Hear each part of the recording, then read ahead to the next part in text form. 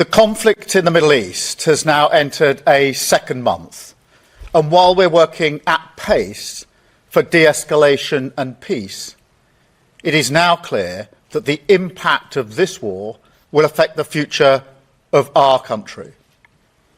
So today I want to reassure the British people that no matter how fierce this storm, we are well placed to weather it, and that we have a long-term plan to emerge from it a stronger and more secure nation. First, let me say once again, this is not our war. We will not be drawn into the conflict.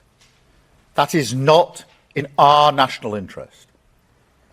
And the most effective way we can support the cost of living in Britain is to push for de-escalation in the Middle East and a reopening of the Strait of Hormuz, which is such a vital route for energy. President Trump has said this morning that he's considering pulling the US out of NATO. You've just talked about looking at a new long-term partnership with the EU, including on security.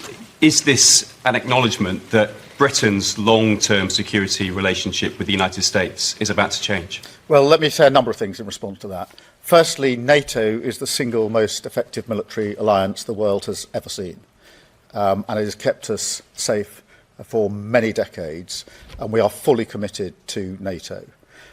Secondly, that whatever the pressure on me and others, whatever the noise, I'm going to act in the British national interest in all the decisions that I make. And that's why I've been absolutely clear that this is not our war, and we're not going to get dragged into it.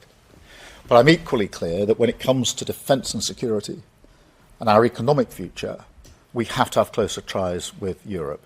That's why we had the summit last year. This year, as I've just announced, there'll be a further summit. We will make good on the commitments that we put in place last year, but we will also go further in relation to the alignment.